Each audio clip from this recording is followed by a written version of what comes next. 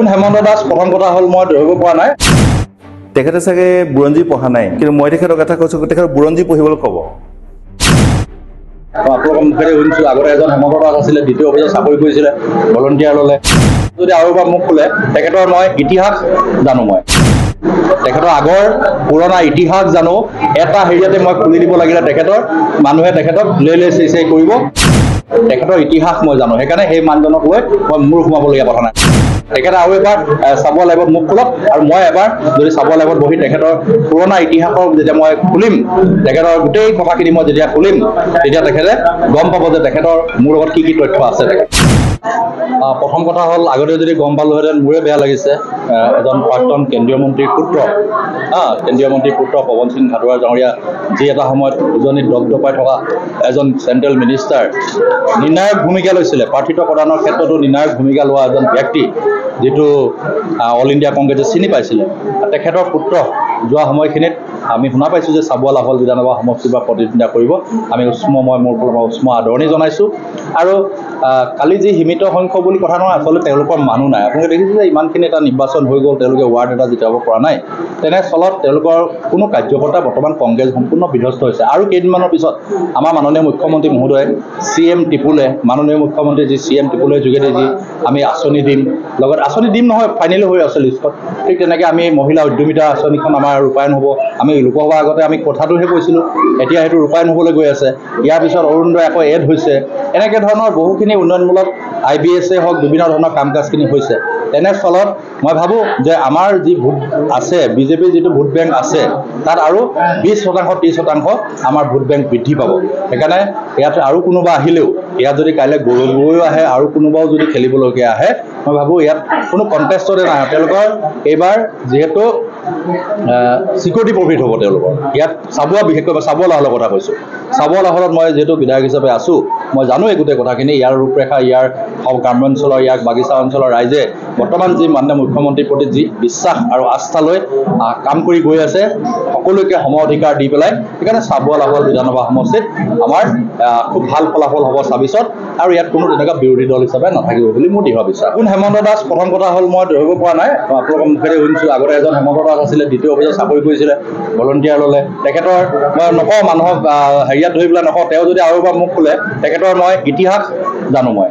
তেখেতৰ আগৰ পুৰণা ইতিহাস জানো এটা হেৰিয়াতে মই খুলি দিব লাগিলে তেখেতৰ মানুহে তেখেতক লৈ লৈ চেই কৰিব আপোনালোকৰ মাধ্যমেদি মই কৈছোঁ কাৰণ তেখেতৰ ইতিহাস মই জানো সেইকাৰণে সেই মানুহজনক লৈ মই মূৰ সোমাবলগীয়া কথা নাই তেখেতে আৰু এবাৰ চাব লাগিব মোক খোলক আৰু মই এবাৰ যদি চাব লাগিব বহি তেখেতৰ পুৰণা ইতিহাসৰ যেতিয়া মই খুলিম তেখেতৰ গোটেই কথাখিনি মই যেতিয়া খুলিম তেতিয়া তেখেতে গম পাব যে তেখেতৰ মোৰ লগত কি তথ্য আছে আপুনিও সুন্দৰ পৰিৱেশত হোটেলত এসাঁজ খাব বিচাৰে নেকি সম্পূৰ্ণ থলুৱা খাদ্য সম্ভাৰেৰে আপুনিও যদি পৰিয়ালৰ লগত এসাঁজ খাব বিচাৰে তেনেহলে আপুনি আহিব পাৰে কাজিখোৱাৰ বাইপাছত থকা নীলগ্ৰেভ হোটেললৈ থলুৱা শাক-পাচলি আৰু পুখুৰীৰ সতেজ থলুৱা মাছৰ আঞ্জাৰ লগতে নিজা ফাৰ্মৰ থলুৱা হাঁহ কুকুৰা গাহৰি আদিৰ মাংসৰে ৰাইজলৈ আগবঢ়াইছে থলুৱা খাদ্যৰ বিশেষ সুবিধা যোগাযোগ 9707481939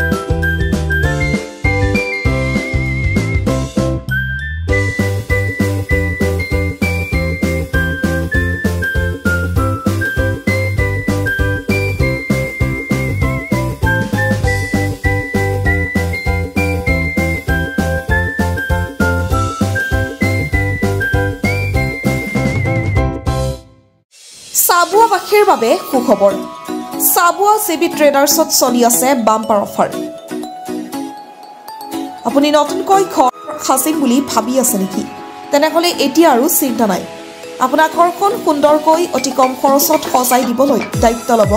চাবুৱা CB ট্ৰেডাৰ্ছে এতিয়াৰ পৰা উজনি অসমৰ ভিতৰতে অতি কম খৰচত CB ট্ৰেডাৰ্ছত উপলব্ধ অত্যাধুনিক ডিজাইনৰ tiles sanitary fitting PVC fitting wall painting tiles granite বেচিং ইত্যাদি ডিব্ৰুগড় দিশৰ পৰা আহিলে চাবুৱা মেছ তিনিআলি পাৰ কৰি পেট্ৰল পাম্প নাপাওঁতে আৰু তিনিচুকীয়া দিশৰ পৰা আহিলে পেট্ৰল পাম্প পাৰ কৰি পাব চাবুৱা CB ট্ৰেডাৰ্ছ আপুনি যদি ঘৰ সাজিম বুলি ভাবি আছে তেন্তে আজি যোগাযোগ কৰক 8812073757 নম্বৰ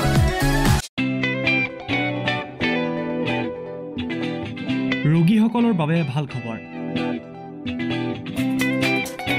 চাবুৱা ছেইণ্ট লুকছ হস্পিটেলত পাব ৰেহাই মূল্যত চিকিৎসা। চাবুৱাৰ ছেইণ্ট লুকছ হস্পিটেলত এক্স-ৰে, চিটি স্কেন, আল্ট্ৰাছাউণ্ড, অত্যাধুনিক মেচিনৰ দ্বাৰা লেবৰেটৰী টেষ্ট ইত্যাদি পৰীক্ষাসমূহ ডিব্ৰুগড় জিলা নাৰ্ছিং হোমতকৈ 40% ৰেহাই মূল্যত কৰা হয়। লগতে ডায়েবেটিছ ৰোগীসকলে হায়দৰাবাদৰ পৰা অহা বিশিষ্ট চিকিৎসক ডাক্তৰ শুভান্দৰী চন্দ্ৰৰ পৰা পৰামৰ্শ ল'ব পাৰিব। স্ত্ৰী আৰু প্ৰসূতি ৰোগৰ বাবে হায়দৰাবাদৰ স্ত্ৰী ৰোগ বিশেষজ্ঞ ডাক্তৰ উমা দেৱী ভিয়ে চিকিৎসা আগবঢ়াব। লগতে উৰিষ্যাৰ পৰা অহা চিকিৎসক ডক্তৰ ৰঞ্জন কুমাৰ জিনাই নিউৰলজি চিকিৎসা আগবঢ়ায়। গতিকে এতিয়াৰ পৰা আপোনালোকে ৰেহাই মূল্যত বিশিষ্ট চিকিৎসকসকলক তেওঁলোকৰ অন্তৰ্গত সকলো বেমাৰ দেখা কৰি পৰামৰ্শ ল'ব পাৰিব। প্ৰয়োজন সাপেক্ষে ৰোগীসকলে যোগাযোগ কৰিব পাৰিব 8822 455 808 নম্বৰত।